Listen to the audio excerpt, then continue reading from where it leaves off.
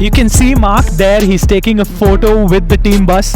He's super excited, but we as Real Madrid are also super excited to host them.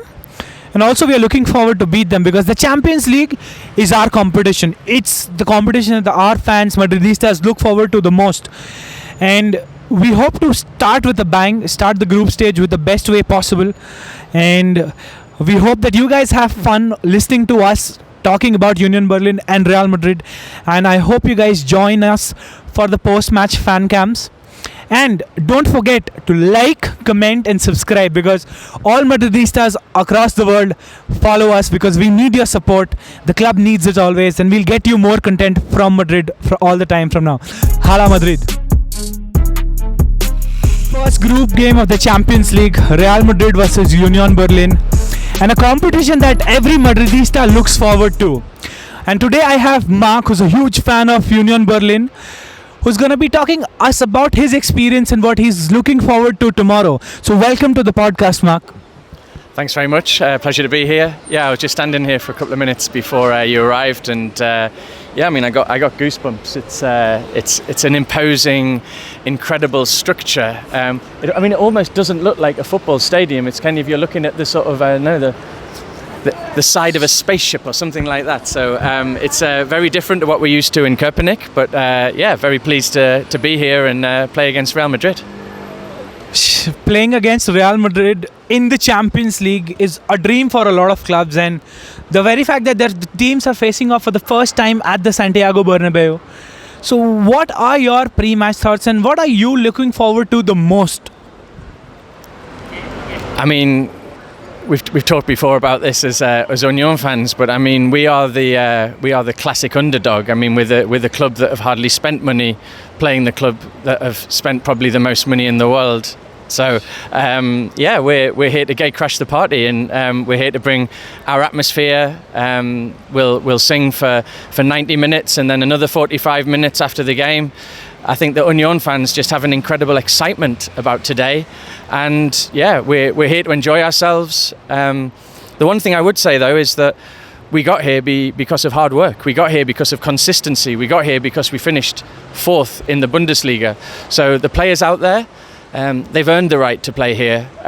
It's a kind of Roy of the Rovers type stuff. It's almost fantasy football having Union v Real Madrid, but the players earned it, and they're behind us right now having a training session, and they've got Bonucci there, the Italian captain who's played at the Bernabeu 5 times, and he'll be telling them like, okay, it's just another bit of grass, and go out and enjoy yourselves, and yeah, do yourselves proud.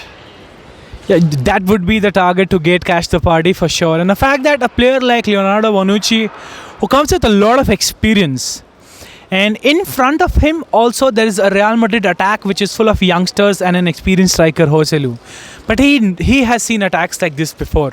But what has he got to the team that was missing from the previous seasons? Well, I mean, at the moment, he's an incredible man to have on the bench because he hasn't actually started a game or even come on as a sub. So we had our podcast yesterday evening. Will Bonucci start was one of the questions. Most people didn't think that he would actually start. So I look forward to seeing who Urs Fischer puts in the starting 11. Does he go with that bit of experience, or is having Bonucci just around the squad, walking out, making sure the players don't go the wrong way? Maybe that's why he's also there today. So we'll see. Will he start tomorrow? I actually hope he does, but we'll see. So, like, the fact that sometimes the presence of a player like that is enough to motivate a lot of players. But you guys have had first you started off in Bundesliga really well with 2 victories, and then you had a defeat against Wolfsburg, which was, you could have had a different result. But how is the confidence coming in? Because Real Madrid have 5 victories in 5 matches in La Liga. And even though without a prominent number 9, with Vinicius injured, they are grinding on to get results. And especially at the Bernabeu, it's always difficult. There's a huge saying that, 90 minutes at the Santiago Bernabeu is a very long time. And for your play, it's going to be difficult because you are looking to play against the heavyweights of Europe. Like, they are the stars of Europe. They just won the Champions League 2 seasons back. That midfield of Toni Kroos, Luka Modric, Fede, and now Jude Bellingham, Camavinga, Tchouaméni. when your teams looks at that, what kind of approach do you think they should have, and what kind of an approach do you think they really have? I mean, there's times in a season when you have to give your players a bit of confidence, and different managers do it in different ways. I mean, my club is Sunderland, and before they played a big game, Tony Mowbray just showed them all of the goals that they'd scored away from home, and they realised they were a really, really good footballing side, and he always backed them. Even if you go one down, you'll always score. This side are a well-drilled, compact side. They all know their jobs. Yeah, the Wolfsburg game, there's probably a couple of mistakes, but if I was someone like Urs Fischer, I might show them the Sheriff game. So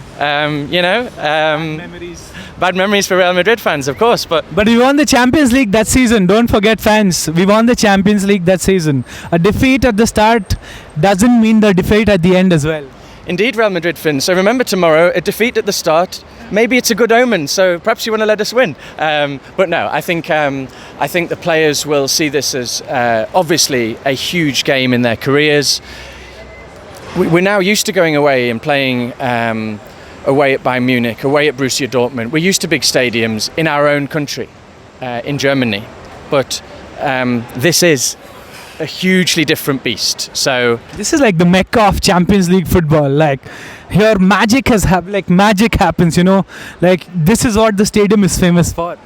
Yeah, indeed. So I think Union need to be very careful to play their own game, stay compact, and not play the occasion, as the sort of cliche goes. Don't worry too much about Bellingham. We've seen him before. He scored against us before. Don't worry about who he is. Just worry about your own job.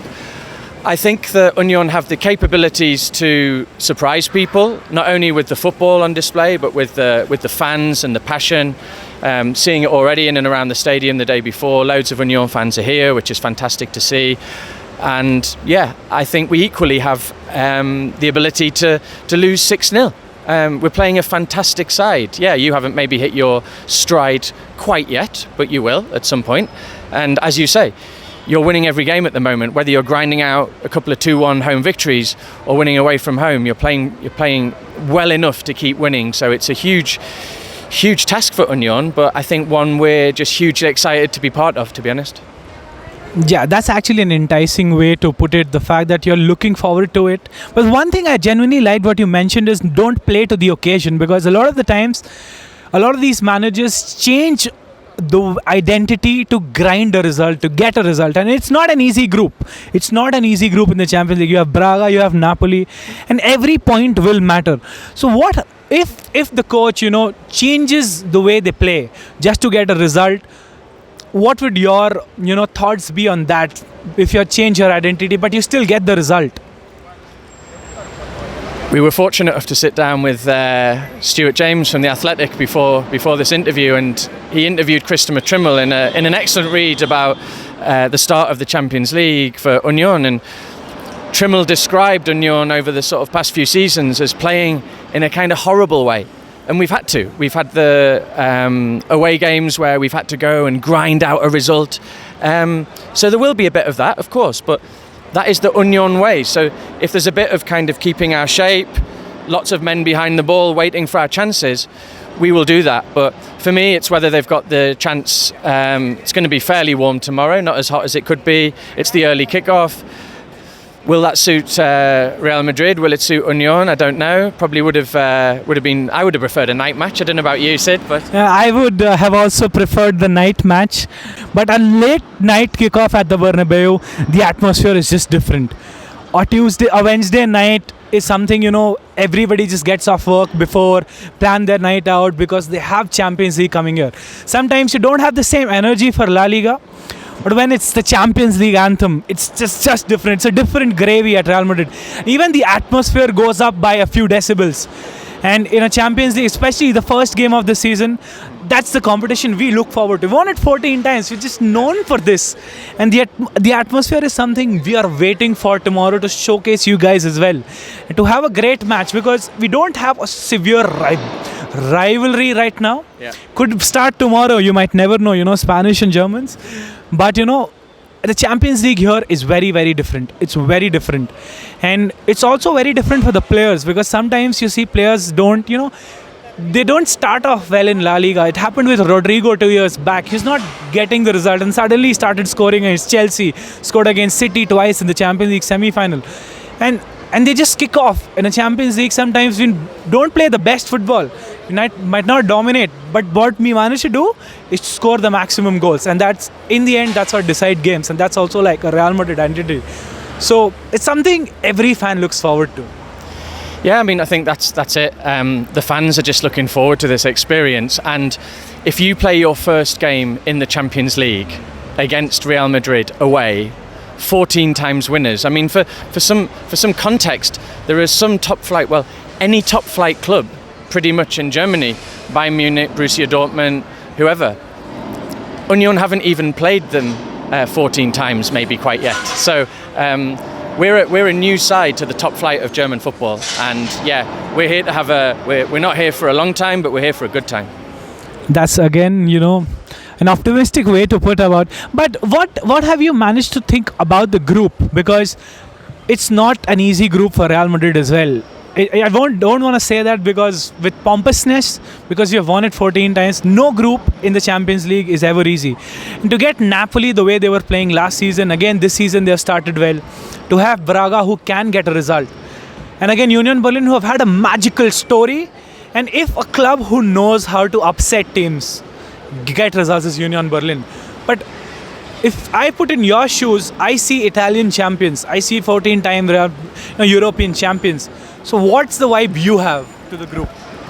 Yeah, I mean, the draw came out and it was, wow, there's two huge teams that we're going to struggle against. I mean, that's your instinct. It's like we're not favourites for those two games. So the Braga one, the Braga fans will look at the Union match going, well, we've beat them once, they've beat us once when we played together last year in the Europa League. So that game, both sets of fans will look at that fixture going, if we need to progress either in this group or going into the Europa League, those two fixtures will be absolutely critical.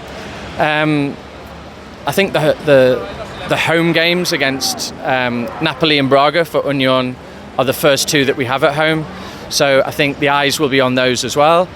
But yeah, incredibly hard. And again, I mean, there is no expectation that we're going to finish second in the group or even qualify. There's a few people who think, my friend Mark thinks we might qualify for the Europa League and then win that and be having a party in Dublin. So we'll see if Mark's right or if some of these other people who write Union off has just been here to make up the numbers and going to finish bottom. So we'll find out on the football pitch. Definitely, and games are decided on the football pitch, but sometimes when you win, you don't win. But having that experience of seeing your club at the Santiago Bernabeu in the Champions League, and then that's a different feeling altogether. And I can see a lot of fans who are around in classic retro jerseys of Union Berlin with a smile and with hope that, we know how to get results. Where do you think tactically your team could get a result where the match could be decided in your favour? I think there's a couple of interesting options for Union. I mean, set pieces, we're very good. We've signed a German international, Gosens, come up with some great headers. If we can get down the wings a couple of times, we've got Geraldo Becker if he's fit. Very fast player on the counter, so if you are putting a lot of players forward, Becker is an interesting one.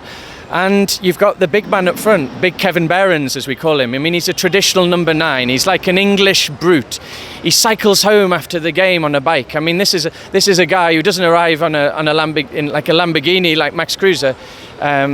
He lives around the corner, goes home on a bike. So there's a lot of players on that pitch for Union that will want to be heroes, and this is a stadium that produces heroes for the home team.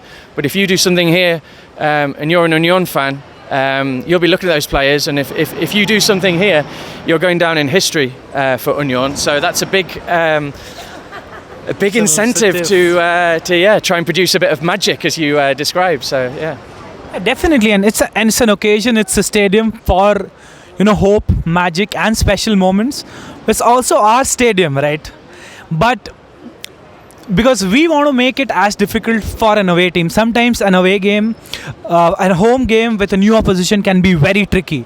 You might never know what they have, what they can get to the table. And especially with a lot of injuries in our squad, you have a striker who's a big brute as you described him, but our main centre back Eder Militao is out for a long time with an ACL injury. We don't have Vinicius Junior on the left wing. So when we got to know today that Dani Carvajal is also not playing. So when a lot of key players are missing, and does that give you that extra, we could just get those 3 points here, or could get that 1 point, break that Real Madrid streak, start ours to have our own journey in the Champions League. I mean, you could probably play 11 players from your youth team and give us a great game. So whether who's in and who's out for Union, I don't think matters. I think we just need to come and play our own game. We need to focus for probably 100 minutes in the modern day, and the fans will back them. I'm sure the players will rise to the occasion, and it will just be a fantastic spectacle. I'm getting more confident hearing you with a bit of anxiety, actually. So, maybe 1-0 Union. I would genuinely don't want that to happen, and the fact that my prediction is actually a close victory for Real Madrid 2-1, because we have been grinding out results. We haven't been convincing, but we have been winning.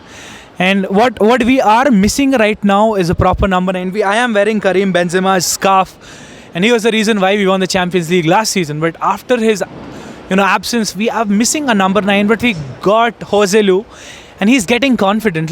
He's getting confident match by match. He scored 2 goals back to back at the Bernabeu, and he's not that type of player who you notice when he's playing and suddenly he pops up and he gets you that goal. And he misses a lot, he scores a lot. For now he's scoring. Last season he scored a lot for Espanyol, and that's what the expectations we will have, because for the first time, I think Real Madrid second time I would say in the history, Real Madrid are going into a season without a proper number 9. They're known for strikers. You name it. You had Karim Benzema, Higuain, Ruud van Nistelrooy, you had Raul. It's Ronaldo phenomenon, and just goes back in the day.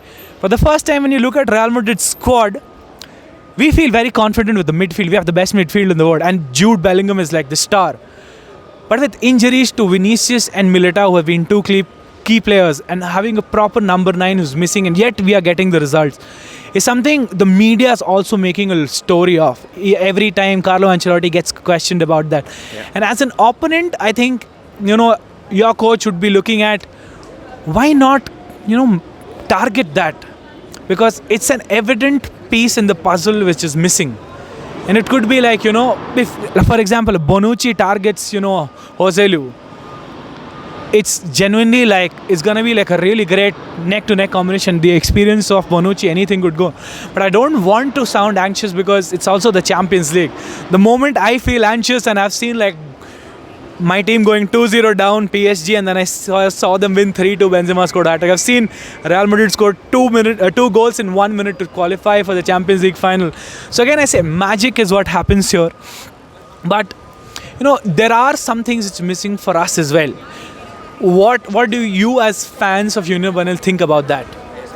Yeah, I mean, my big worry now is the January transfer window and you coming in for Kevin Behrens when he scores 3 goals against you tomorrow night.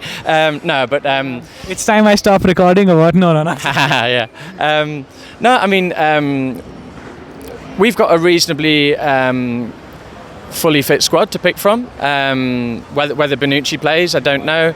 I think we'll keep the same system probably. We'll play three at the back or 5 at the back, depending which way you view it.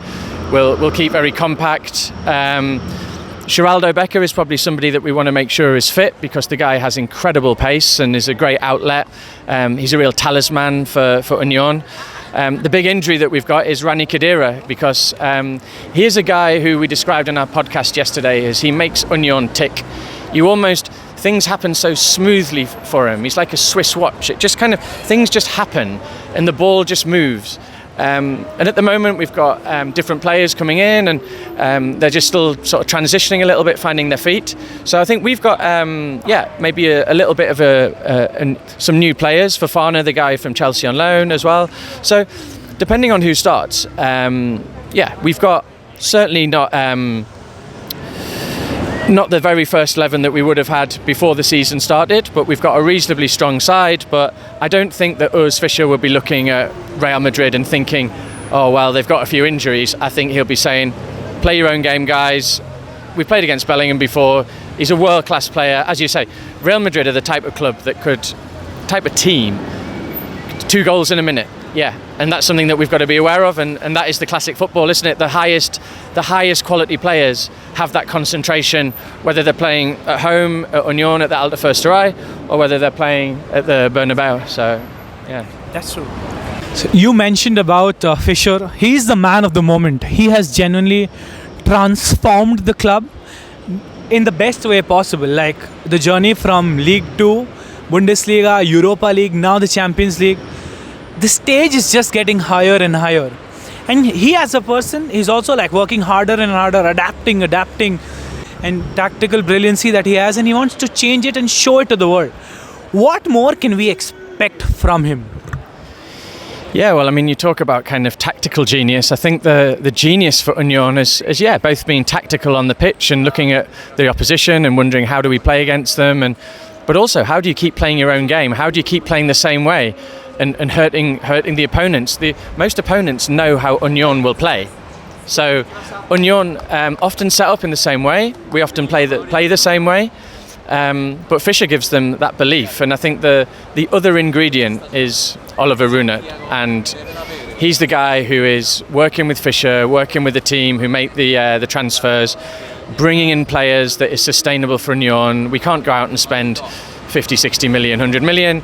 We're bringing in players at a much different level, and we're bringing in players with a certain character often, and often I think that is more important at Union, making sure that players do have that right mentality.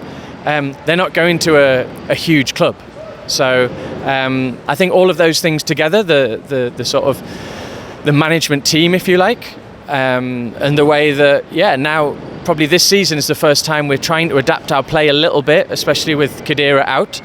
So we are in a little bit of a transitional phase. We've had a couple of losses coming into this game. So it's a big test for him tactically.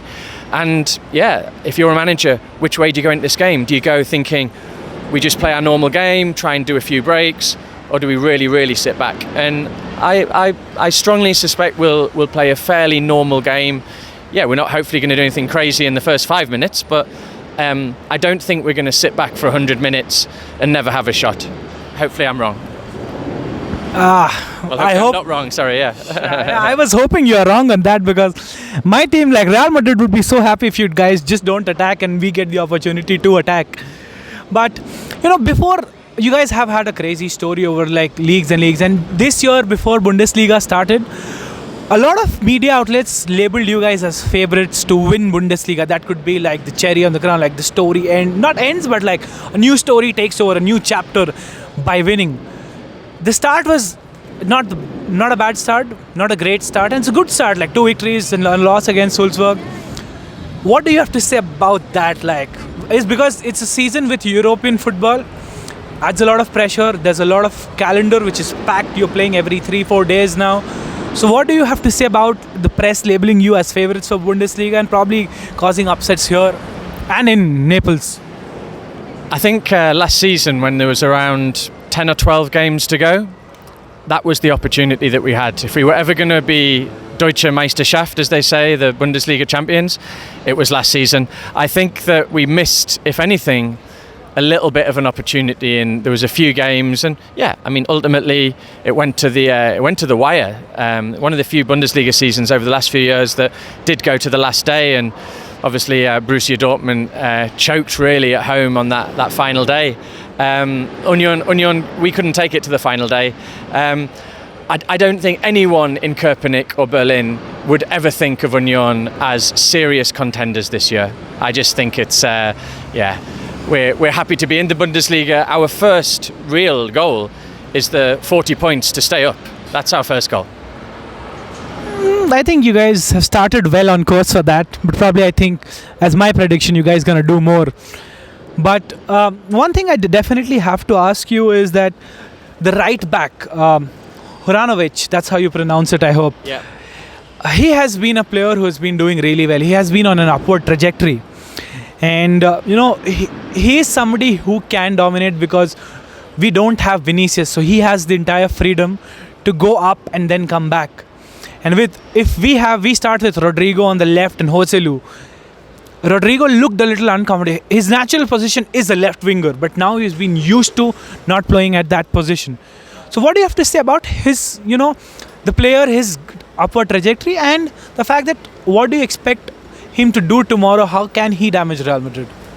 Well, it's interesting before when you asked about sort of players that could maybe be a hero, turn the game for Union. I mean, Juranovic is definitely up there if he can get into the starting 11 or come on as a sub. I mean, the guy has an extraordinary free kick. He's a free kick specialist, so any free kick in and around the 18-yard box, then Juranovic is a danger. But he can also whip in a mean ball, and as I said before, you've got the German international Gosens now. He's putting a few in with his head. So Juranovic is a danger man, and he's fitted in nicely. I think on our podcast we've often talked about that he's probably slightly on the weaker side defensively.